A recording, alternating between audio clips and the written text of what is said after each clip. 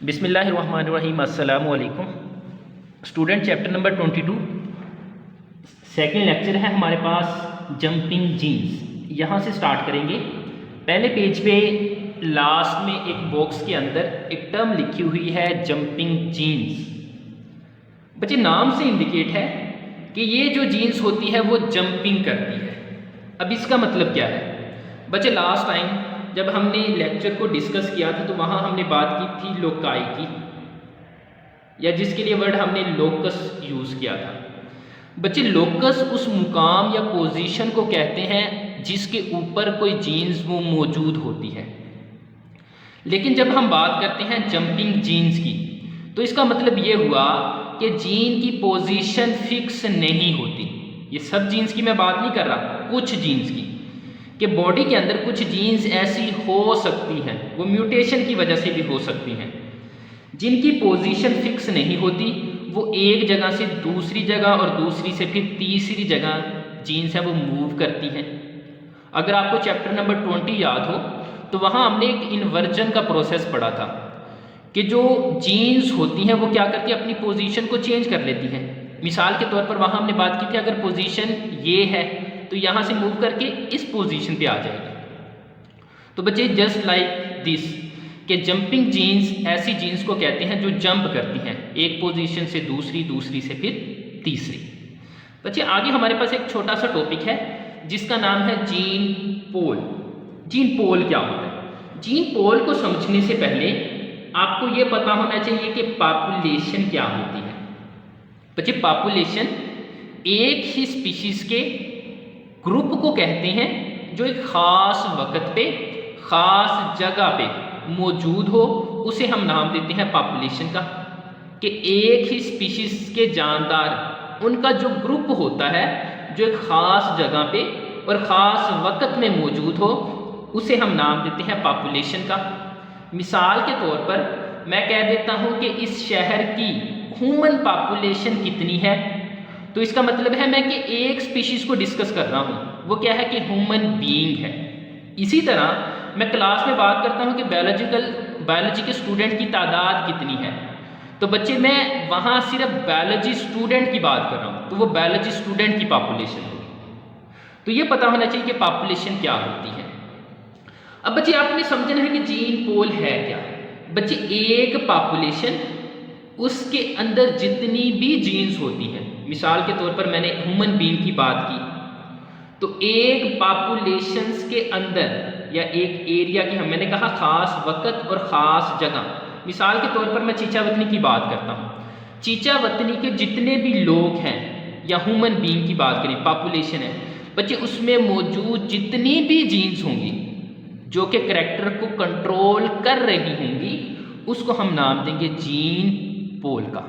समझ आ गई कि ह्यूमन बीइंग के अंदर जितनी भी जीन्स होती हैं, एक ख़ास जगह की बात कर रही है आपने, जैसे चीचावतनी की हम बात कर रहे हैं, तो उसके अंदर इंडिविजुअल के अंदर जितनी भी जीन्स होती हैं उनको कलेक्टिवली हम नाम देंगे जीन पूल का। इसकी एग्जाम्पल बच्चे आपको बताई गई है बीन बैग से। बीन बैग क्या है बच्चे? मिसाल के तौर पर आपके पास एक बैग है, उसके अंदर बीन्स मौजूद हैं। अब बैग को आपने कंपेयर करना है पॉपुलेशन के साथ कि बैग एक पॉपुलेशन है और बीन क्या है? जीन्स है। तो पॉपुलेशन के अंदर जितनी भी जीन्स होती हैं उसको हम नाम देते हैं जीन पूल का। अब बच्चे जो जीन्स पूल होता है इसको हम डिफरेंट करैक्टरिस्टिक की या डिफरेंट ट्रेड की स्टडी के लिए भी इस्तेमाल करते हैं, इसको एक ट्रेड को स्टडी करने के लिए भी इस्तेमाल करते हैं। मिसाल के तौर पर मैं कह देता हूं कि चीचावतनी की पॉपुलेशन जितनी भी है उसमें आइज का कलर क्या है, तो मैंने एक ट्रेड को कंसीडर किया है, तो इसके लिए भी वर्ड में जीन पोल इस्तेमाल कर सकता हूं। तो जीन पोल का मतलब क्या हुआ कि एक पॉपुलेशंस के अंदर जितने भी नंबर ऑफ जीन्स होते हैं जो कि डिफरेंट करैक्टर को कंट्रोल कर रहे हैं, उसको कलेक्टिवली हम नाम देते हैं जीन पोल का। उम्मीद है आपको इसकी समझ आ गई होगी। बच्चे आज का जो मेन टॉपिक है वो है मेंडल लॉ ऑफ इनहेरिटेंस, और ये हमारे पास एक इम्पॉर्टेंट टॉपिक है जेनेटिक्स के हवाले से और एग्जामिनेशन पॉइंट ऑफ व्यू के हवाले से। मेंडल लॉ ऑफ इनहेरिटेंस को आपने गौर से समझना है, क्योंकि इसके बाद हमारे पास दो लॉज आएंगे। एक लॉ को हम कहेंगे लॉ ऑफ सेग्रीगेशन, और दूसरा लॉ हमारे पास होगा लॉ ऑफ इंडिपेंडेंट असोर्टमेंट। बच्चे इन दोनों को समझने के लिए आपको इसको समझना जरूरी है। अगर ये पॉइंट यहाँ आपकी क्लियर हो जाते हैं तो फिर इन लॉज के अंदर आपको किसी भी किस्म की डिफिकल्टीज का सामना नहीं करना पड़ेगा। तो मेंडल हमारे पास एक साइंटिस्ट थे जिन्होंने जेनेटिक्स के अंदर बहुत इंपॉर्टेंट रोल प्ले किया, और क्लासिकल जेनेटिक्स की अगर हम बुनियाद की बात करें तो वो मेंडल पे डिपेंड करती है। तो बच्चे कुछ कैरेक्टरिस्टिक को स्टडी करेंगे। मेंडल 1822 में पैदा होता है, 1884 के अंदर इसकी डेथ हो जाती है। ऑस्ट्रिया का ये रहने वाला है। ये कुछ साइंटिस्ट के बारे में हम डिस्कस कर रहे हैं, उसके इंट्रो के बारे में। 1822 में पैदा होता है, 1884 के अंदर डेथ हो जाती है, ऑस्ट्रिया के ये रहने वाला है। इसके बारे में बच्चे ये कहा जाता है कि ये स्कूल के अंदर एक मैथ टीचर था। इसके अलावा ये प्रीस्ट यानी कि पादरी था। जो ईसाई लोग होते हैं उनकी जो इबादत गाह होती है उसको चलाने वाला, उसे कहते हैं पादरी। जैसे अगर हम बात करें मस्जिदों की, तो मस्जिद में क्या होते हैं, मौलवी मौलाना साहब होते हैं जो चलाते हैं। तो इसी तरह क्या है कि पादरी जो होता है जो उनकी चर्च जो होते हैं उनको चलाता है। ठीक है। अब बच्चे ये एक पादरी था, बहुत इंटेलिजेंट था। बुक के अंदर लिखा हुआ है कि मोनेस्ट्री गार्डन। इसका मतलब क्या है बच्चे, जो गिरजा घर होता है उसके साइड पे क्या है कि एक गार्डन था। तो मोनेस्ट्री गार्डन उस गार्डन को कहते हैं जो गिरजा घर के अंदर मौजूद होता है। अब जो मेंडल था ये बहुत इंटेलिजेंट भी था, और इसका जो ताल्लुक था वो नेचर के साथ, या नेचर को स्टडी करना इसे बहुत पसंद था। ये नेचर के बारे में बहुत जुस्तजू रखता था कि उसके बारे में खोज लगा सके। तो बच्चे इसने क्या किया कि अपना जो मोनेस्ट्री गार्डन था उसके अंदर प्लांट की कल्टीवेशन करवाई। प्लांट कल्टीवेशन का मतलब ये है कि प्लांट को ग्रो करवाया, और इसने डिफरेंट प्लांट को स्टडी किया। लेकिन अपनी जो जेनेटिक्स के हवाले से जो स्टडी थी उसके लिए इसने एक प्लांट को सिलेक्ट किया, और उस प्लांट का नाम है पाइजम सैटिवम। पाइजम सैटिवम पी प्लांट का साइंटिफिक नेम है। पी प्लांट, ये पी प्लांट का साइंटिफिक नेम है। इसको इसने स्टडी किया। अब सवाल ये पैदा होता है कि इसने पाइजम सैटिवम को ही सिलेक्ट क्यों किया। तो बच्चे इसकी डिफरेंट रीजन है कि जो पाइजम सैटिवम प्लांट होते हैं इनके अंदर जो कैरेक्टरिस्टिक होते हैं उनमें डिफरेंस मौजूद होता है। दूसरा अगर हम बात करें तो इसका बच्चे जो लाइफ साइकिल है वो बहुत शॉर्ट है। मिसाल के तौर पर मैं कह देता हूं कि आप एक प्लांट पे स्टडी करो, उसका लाइफ साइकिल है वो 2 साल के अंदर या साल के अंदर कंप्लीट होता है। तो बच्चे उसकी डिफरेंट जनरेशन्स को देखने के लिए आपको तो बहुत साल लग जाएंगे। अगर एक ऐसा प्लांट जिसका लाइफ साइकिल बहुत छोटा हो, 20 दिन हो, 30 दिन हो, तो बच्चे ऐसे प्लांट को स्टडी करना इंतहाई आसान हो जाता है। ठीक है। तो मेंडल ने क्या किया कि पाइजम सैटिवम प्लांट को सिलेक्ट किया, और डिफरेंट रीजन थी। जैसे कि हमने बात की कि उसका लाइफ साइकिल क्या था, शॉर्ट था। उसके कैरेक्टरिस्टिक के अंदर क्या थी कि वेरिएशंस थी वो मौजूद होती थी। तो मैं उन कैरेक्टरिस्टिक के बारे में बता दूं कि वो खसूसियात क्या थी। तो बच्चे मेंडल ने जब प्लांट को स्टडी किया पाइजम सैटिवम को, तो उसके अंदर डिफरेंट कैरेक्टरिस्टिक थे वो मौजूद थे, और उनके दरमियान वेरिएशन या हम कह लें कि थोड़ी कंट्रोवर्सी थी वो मौजूद थी। तो उन पहले कैरेक्टरिस्टिक में सबसे पहले हमारे पास आ जाता है प्लांट हाइट, कि प्लांट की हाइट कितनी है। तो बच्चे कुछ प्लांट थे वो टॉल थे, और कुछ प्लांट क्या थे, शॉर्ट थे। टॉल मतलब ये कि 6 to 7 फीट उसकी हाइट थी, और शॉर्ट में आप कह लें कि 3 to 4 या 2 to 3 फीट उसकी हाइट थी। तो अब देखिए कि एक टाल है और दूसरा क्या है, शॉर्ट है। ये अपोजिट वाली कंडीशन आ गई। दूसरा बच्चे था फ्लावर का कलर, कि जो फ्लावर था उसका कलर क्या है। तो बच्चे दो कलर थे, एक पर्पल था और दूसरा क्या था, वाइट था। फिर फ्लावर की पोजीशन क्या थी, एक बच्चे एक्सियल पोजीशन थी और दूसरी क्या थी, टर्मिनल पोजीशन। दोनों में फ़र्क क्या है बच्चे, ये बाल पॉइंट आपको नज़र आ रही है। अगर मैं कह दूं कि इस पॉइंट के ऊपर फ्लावर है तो मैं कहता हूं कि ये टर्मिनल पोजीशन है, और अगर मैं कह देता हूं कि ये मेन एक्सिस है, यहाँ से कोई शाख निकलती है, यहाँ से जैसे मैं कह देता हूँ कि ये कोई शाख निकल रही है यहाँ से, बच्चे इस एक्सिस से जो फ्लावर निकलेगा उसे हम कहेंगे एक्सियल फ्लावर। फोर्थ हमारे पास जो करैक्टर है वो है पोड कलर। पोड किसे कहते हैं बच्चे, पोड कहते हैं फली को। फली के लिए वर्ड यूज किया जाता है पोड। तो पोड का कलर क्या था, वो ग्रीन भी थी और वो येलो भी थी। आपने अक्सर पी प्लांट देखे होंगे तो कुछ फलियां हमारे पास ग्रीन होती हैं और कुछ क्या होती हैं, येलो होती हैं। फिर बच्चे आ जाता है सवाल पोड शेप का। तो बच्चे क्या थी, कुछ इन्फ्लेटेड थी और कुछ क्या थी, कॉन्स्ट्रिक्टेड। कॉन्स्ट्रिक्टेड मतलब मैं बता देता हूँ कि आपने कुछ फलियां देखी होंगी, उसकी बच्चे दोनों एंड क्या होते हैं, स्मूथ होते हैं। ये एंड भी स्मूथ होता है और ये भी क्या होता है, स्मूथ होता है। लेकिन आपने कुछ मटर ऐसे भी देखे होंगे कि एक साइड तो उसकी स्मूथ होती है, दूसरे में थोड़े से उभार से नजर आते हैं, जो बेशक दानों की वजह से होते हैं। ठीक है, तो इसको हम नाम देते हैं कॉन्स्ट्रिक्टेड का। बच्चे फिर कलर आ जाता है सीड कलर, कि सीड का कलर कैसा था। तो बच्चे येलो भी था और क्या था, ग्रीन भी था। फिर हमारे पास सीड की शेप आ जाती है। तो सीड की शेप राउंड भी थी बिल्कुल इस तरह, और क्या थी, रिंकल, झुर्रियों वाली। झुर्रियाँ किसे कहते हैं, मिसाल के तौर पर जब बचपन में यानी कि बहुत देर तक अगर बारिश में नहाते थे तो आपके जो डिजिट्स होते थे इसके ऊपर वो झुर्रियाँ सी बन जाती थी।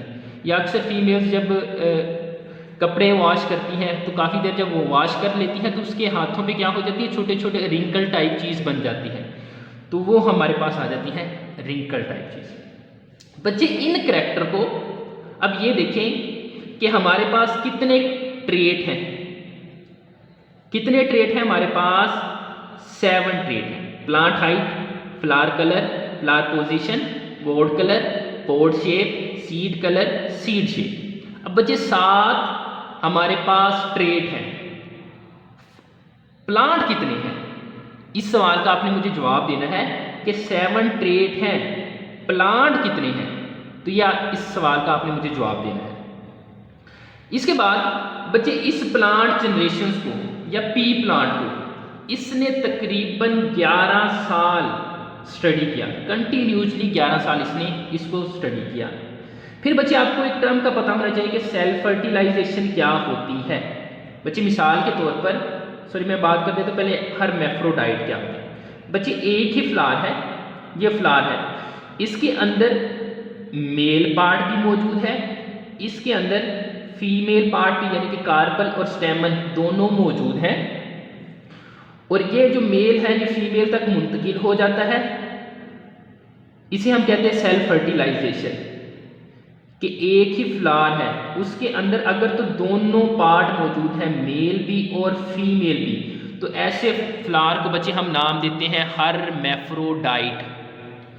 और जब इनके मेल ऑर्गन ट्रांसफर होते हैं फीमेल के पास तो इसको हम नाम देते हैं सेल्फ फर्टिलाइजेशन।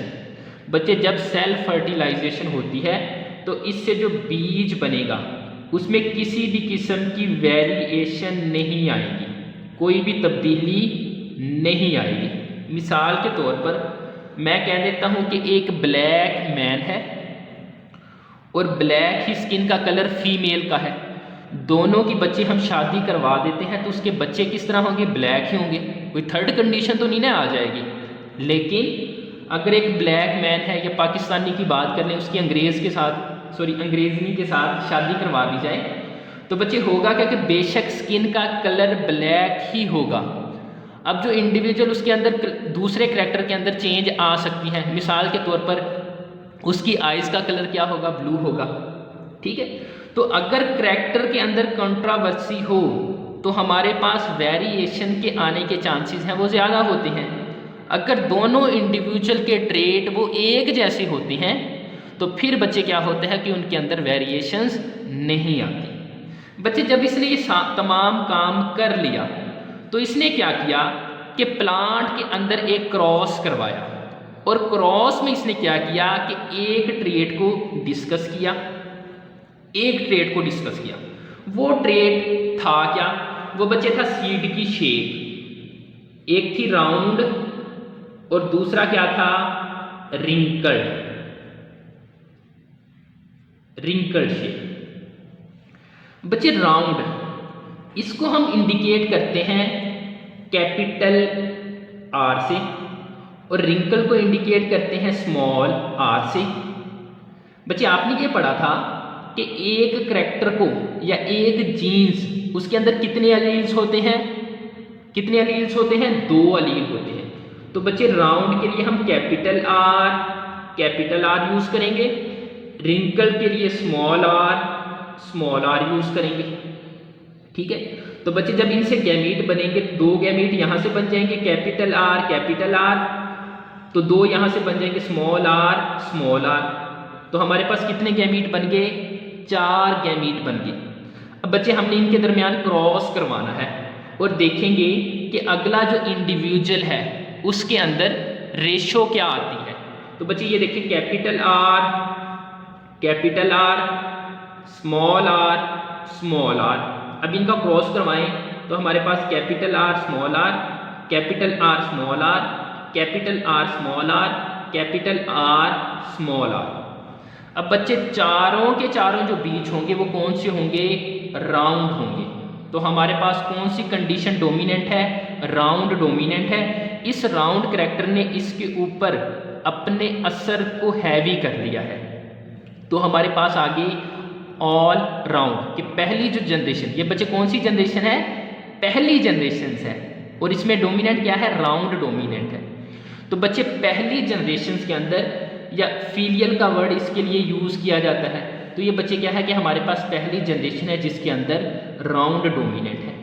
और बच्चे ऐसा क्रॉस जिसके अंदर हम सिर्फ एक ट्रेट को डिस्कस करते हैं, उस क्रॉस को हम बच्चे नाम देते हैं मोनो हाइब्रिड क्रॉस का। अगर इसकी जगह हम 2 ट्रेट को स्टडी कर रहे होते तो फिर बच्चे हमने इस क्रॉस को नाम देना था डाई हाइब्रिड क्रॉस का। अब बच्चे ये देखें कि हमने पहला जो क्रॉस करवाया या फर्स्ट जनरेशन आई है, उसके अंदर हमारे पास सारे के सारे क्या आ गए हैं? सारे के सारे क्या आ गए हैं? राउंड आ गए। तो ये हमारे पास कौन सी जनरेशन थी? F1 जनरेशन है। दूसरी तरफ अब हम क्या करेंगे? F1 जनरेशन की आपस में सेल्फ फर्टिलाइजेशन करवाएंगे। तो बच्चे हमारे पास ये देखें कि जो गैमीट बनते हैं, ये हमारे पास कंडीशन है ना, capital R small R, capital R small R. तो बच्चे इनके गैमीट बना लो। ये गैमीट बन गया, ये गैमीट बन गया, इसी तरह ये गैमीट बन गया, इसी तरह हमारे पास ये हमारे पास कितने गैमीट बन गए? 4 गैमीट बन गए। अब बच्चे इनका क्रॉस करवाएं तो एक तरफ हमारे पास कैपिटल आर स्मॉल आर, दूसरी तरफ कैपिटल आर और स्मॉल आर। अब बच्चे इनका जब हम क्रॉस करवाएंगे, ये देखिए capital R, capital R, capital R small R, इधर small R, capital R, small R, small R. अब बच्चे देखें ये हमारे पास क्या है? राउंड है। ये हमारे पास क्या है? राउंड है। ये हमारे पास क्या है? राउंड है। ये हमारे पास क्या है? रिंकल है। समझ आ गई है? कैपिटल हमारे पास क्या था? डोमिनेंट था। तो यहाँ क्या है कि राउंड है, ये भी डोमिनेंट है तो राउंड है। ये क्या है? आर, यहाँ कैपिटल डोमिनेंट है तो ये भी क्या है? राउंड है। और ये हमारे पास क्या है? रिंकल शेप है। तो इसका मतलब ये हुआ कि हमें जो इसका कलर नज़र आएगा या उसकी जो शेप नज़र आएगी, वो 3 की हमें राउंड नज़र आएगी और एक की क्या है? रिंकल नज़र आएगी। तो ये बच्चे करैक्टर हमें नज़र आ रहा है, इसलिए हम कहेंगे कि ये क्या है? कि फिनोटाइप है। ये क्या है? फिनोटाइप है। तो बच्चे फिनोटाइपिक जो हमारे पास रेशो आई है वो 3:1 आई है। लेकिन हमने जब फिनोटाइप और जीनोटाइप में डिफरेंस देखा था तो हमने कहा था कि फिनोटाइप वो करैक्टर होते हैं जो हमें नज़र आ जाते हैं, लेकिन जीनोटाइप वो करैक्टर है जो हमें नज़र नहीं आती, यानी जीन्स तो हमें नज़र नहीं आती, तो हम जीनोटिपिक रेशो देखते हैं। बच्चे ये देखो कि ये प्योर हमारे पास क्या है? कि राउंड है। ठीक है। अब इसमें क्या है कि हेटेरोजाइगस कंडीशन लगा लें कि दोनों करैक्टर मौजूद हैं, जीन्स राउंड की भी मौजूद है और रिंकल की भी मौजूद है, इसी में राउंड की भी मौजूद है और रिंकल की भी मौजूद है। ठीक है, तो हमारे पास जो रेशो आती है 1:2:1 आती है। समझ आ गई कि एक हमारे पास प्योर राउंड है, दो हमारे पास क्या है कि इंटरमीडिएट कंडीशन है, और एक हमारे पास प्योर रिंकल है। तो बच्चे ये रेशो हमारे पास फिनोटिपिक रेशो है और ये हमारे पास क्या है, जीनोटिपिकली रेशो है। उम्मीद है आपको इस लेक्चर की समझ आ गई होगी। अगर किसी भी किस्म का कोई क्वेश्चन हो तो आप मुझसे पूछ सकते हैं और मेरे सवाल का आपने जवाब देना है। ओके, तब तक के लिए अल्लाह हाफिज़।